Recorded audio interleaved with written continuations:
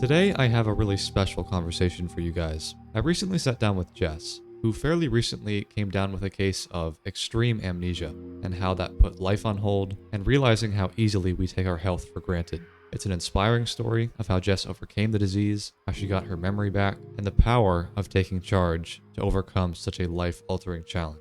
For anyone out there who is suffering, disease or not, I urge you to listen to Jess's story.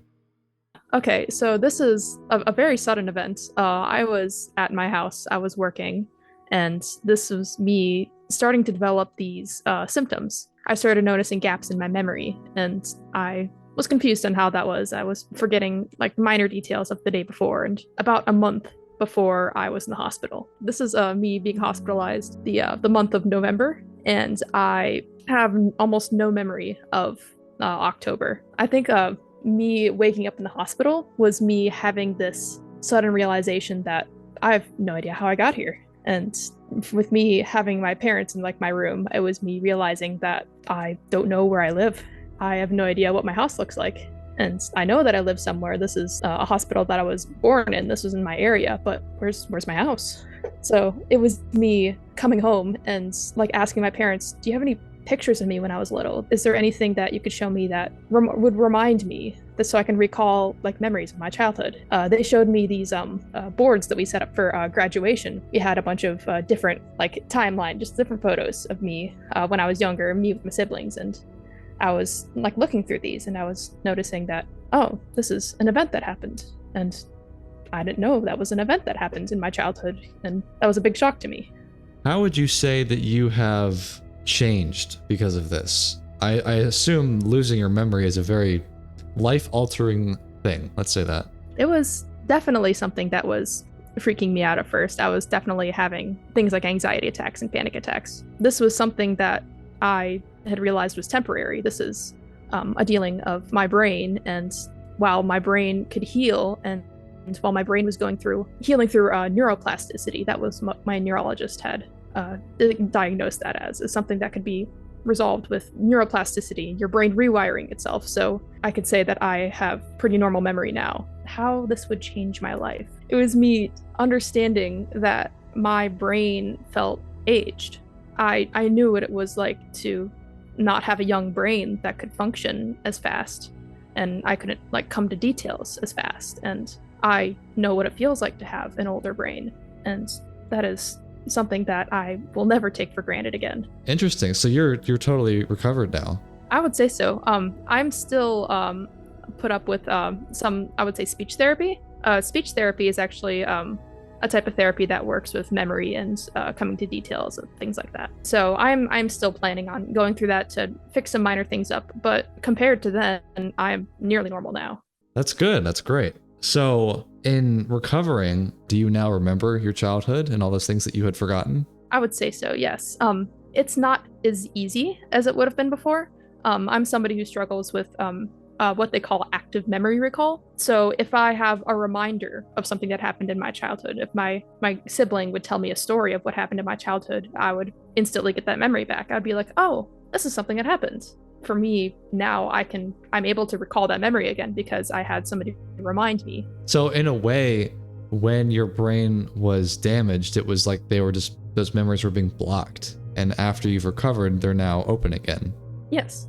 That's interesting. So what do you know exactly? I mean, I'm sure you do. What exactly the disease was? This is what we call ADEM, which is a prefix for acute disseminated encephalomyelitis. And was it purely genetic? You just got unlucky or something? We actually have no idea what this, how this disease came to be. This is something that's actually very rare. I I have a imagine, neurologist. Do you know what multiple sclerosis is? I've heard of it. Yes, it's basically demyelination of neurons in your brain can make these like lesions.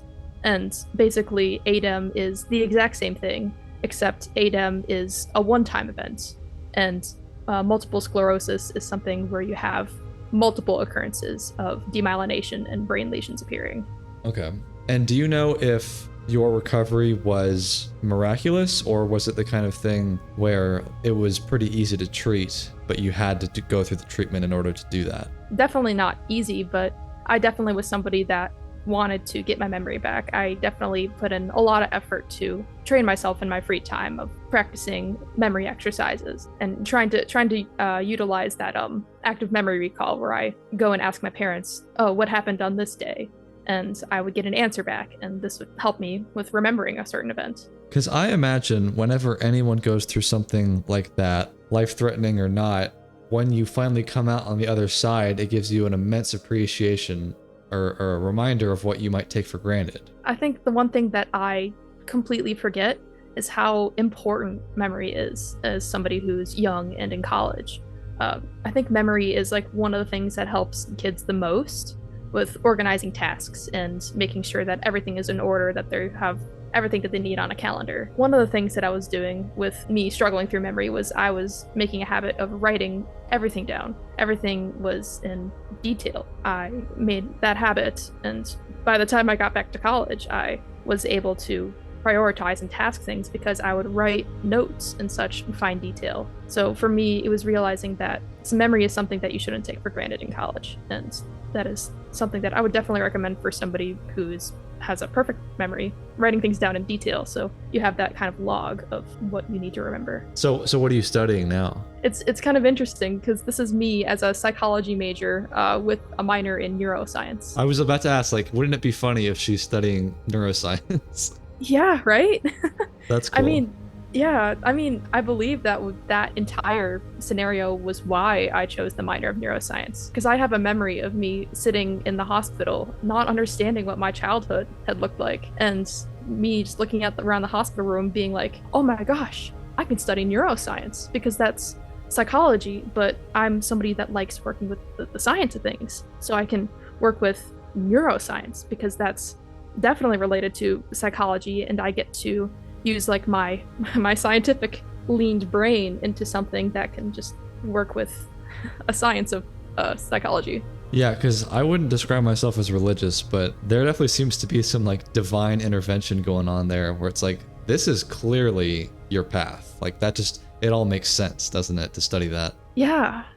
I mean, as somebody who went through this condition, the one thing that I could say to other people is that you don't need to suffer a giant event in your life to be able to build up the courage to do what you want to do, because that's not something that you need in order to improve. If you decide that I want to put everything I'm doing down so I can focus on this thing that I want to do, you're able to do that. And there's nothing that's going to stop you from putting in a bunch of effort into something that you want to work towards. Jess, thank you. That was a very interesting and I think inspiring story that you shared. And yeah, thank you for coming on. Yeah, thank you for having me. All right, Jess, so I'll catch you later.